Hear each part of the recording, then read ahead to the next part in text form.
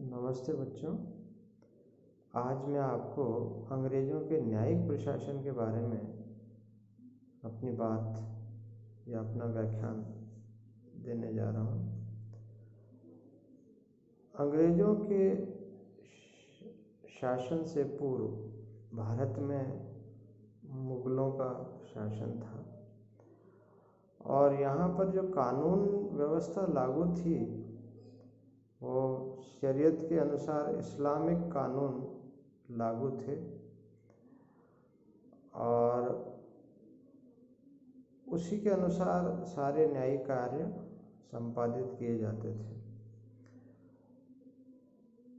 कानून की नज़रों में सभी जो देशवासी थे वो समान नहीं थे और जो कानून था उसका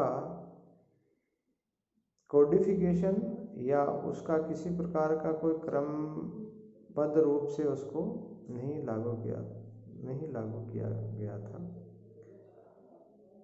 न्याय धार्मिक पुस्तकों के आधार पर दिया जाता था, अर्थात धर्म के अनुसार ही व्यक्ति को न्याय मिलता था।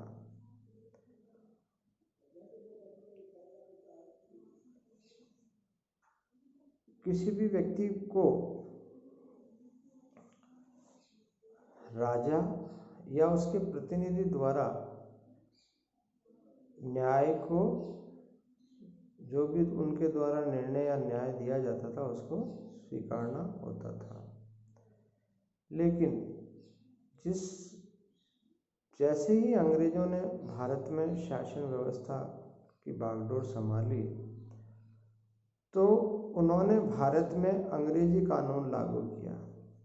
ये वास्तविकता है कि जो भी शासक वर्ग था, चाहे वो सल्तनत शासक हो, चाहे वो मुग़ल शासक हो, चाहे वो राजपूत शासक हो या वो अंग्रेज शासक हो, सभी लोगों ने अपने राज्यों में अपने सुविधा के अनुसार कानून लागू किया और उसी के अनुसार उसको अपने धर्म के अनुसार उसकी अनुपालना कराई।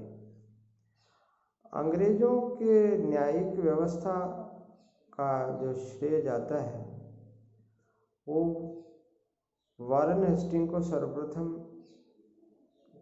दिया जाता है, जो उस समय भारत के अंग्रेजी राज्य के प्रतिनिधि थे। उन्होंने सर्वप्रथम पुरातन कानूनी व्यवस्था को समाप्त करके समान न्यायिक व्यवस्था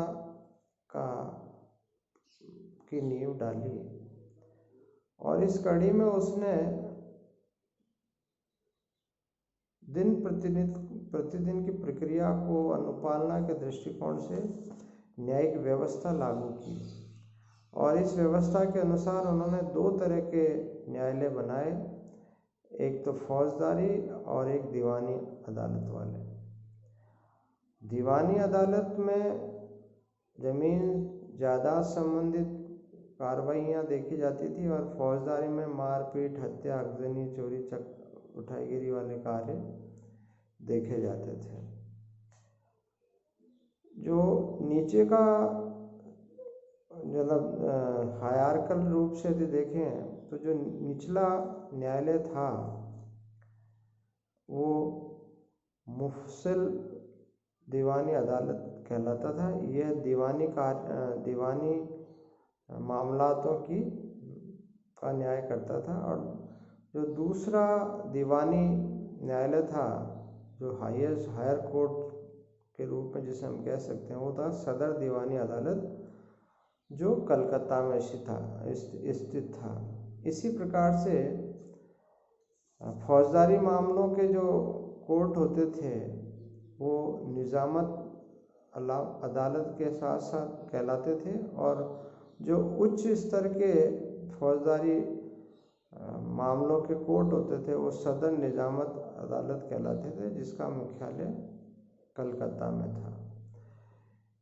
ये जो चारों न्यायालय थे ये अपने आप में भारतीय लोगों के लिए एक तरह से नए थे, क्योंकि भारत में पहली बार इंटीग्रेटेड यानी कि एक दूसरे पर जुड़ी हुई न्यायिक व्यवस्था प्रारंभ हुई थी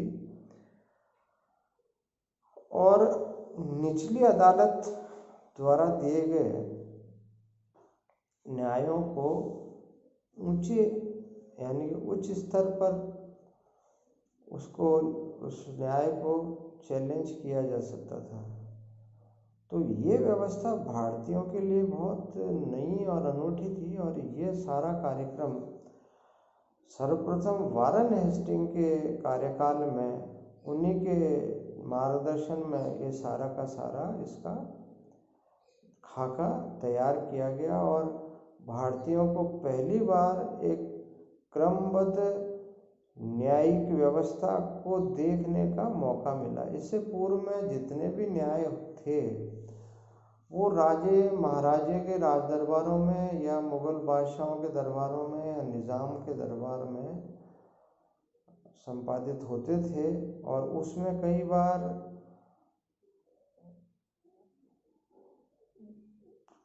किसी व्यक्ति के साथ जो न्याय मांगने गया है उसके साथ कई बार साक्ष्यों के अभाव में न्याय नहीं हो पाता था। एक प्रॉपर सिस्टम, एक प्रॉपर चैनल जो न्यायिक प्रशासनिक व्यवस्था में बनाया गया वो वारेन हेस्टिंग द्वारा बनाया गया। उनके उत्तराधिकारी थे सर कॉर्नवालिस, जिन्होंने ब्रिटिश प्रांत में मोबाइल कोर्ट यानी कि चल वाहन या मतलब जगह जगह जाकर न्याय करने वाले कोर्टों की व्यवस्था की और ये लोग जो सारा न्याय था, न्याय होते थे उसका रिकॉर्ड रखते थे और उनका जो न्याय किए जाते थे उनका वार्षिक प्रकाशन भी करते थे ताकि लोगों को किस प्रकार के न्याय हुए हैं राज्य में उसकी जानकारी मिल सके। कॉर्नवालिस के पश्चात भारत में विलियम बेंटिक आए, जिन्होंने ये जो जगह जगह घूम घूम कर न्याय देने वाली जो व्यवस्था थी उसको समाप्त की और 1833 के चार्टर एक्ट में पहली बार उन्होंने लॉ कमीशन, न्यायिक कमीशन की स्थापना की, जिसके प्रथम चेयरमैन मैकॉले बनाए गए। वर्तमान में 19वां न्यायिक कमीशन हमारे यहाँ लागू है, जिसके जो चेयरपर्सन है, अध्यक्ष हैं, वो माननीय राष्ट्रपति महोदय हैं।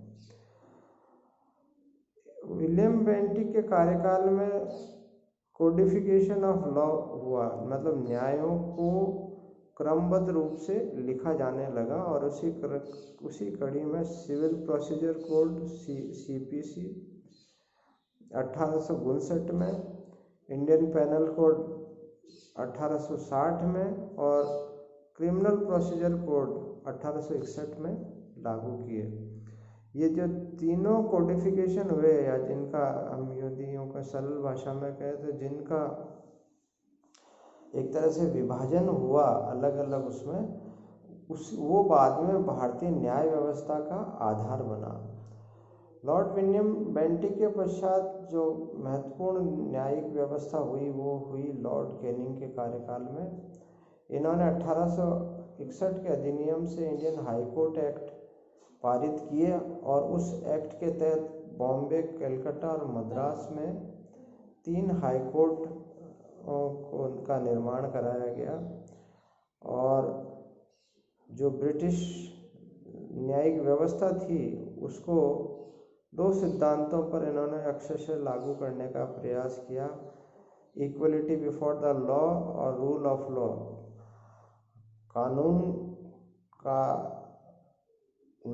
कानून की नज़रों में सभी लोग समान हैं और दूसरा कानून की अनुपालना होनी चाहिए। लेकिन अंग्रेज़ों की न्यायिक व्यवस्था का जो सबसे ज़्यादा जो डार्क स्पॉट कहेंगे वो रेशियल डिस्क्रिमिनेशन का था, जिसमें जिसमें जो विशेष बात थी वो ये थी कि कोई भी अंग्रेज जज या कोई भी अंग्रेज जज तो भारतीयों पर न्याय कर सकता था, लेकिन भारतीय जज किसी गोरे के प्रति अपना न्याय नहीं दे पाते थे। और इस डिस्क्रिमिनेशन को, इस भेदभाव को मिटाने के लिए 1883 में लॉर्ड रिपन ने एल्बर्ट बिल पारित किया, जिसके अनुसार कोई भी भारतीय जज अंग्रेज या गोरे क्राइम करने वाले के विरुद्ध न्याय दे सकता था। इसका इतना विरोध हुआ कि बाद में लॉर्ड रिपन को इस बिल को हटाना पड़ा, और ये भारतीय लोगों के लिए एक बहुत बड़ा चैलेंज बनकर उभरा। ये कुछ जुडिशल एडमिनिस्ट्रेशन के बारे में कुछ विशेष बातें थी जो मैंने आपको सारगर्भित संक्षेप में बताई। कल मैं आपको भारतीय प्रशासनिक सेवा के बारे में बताऊंगा। धन्यवाद।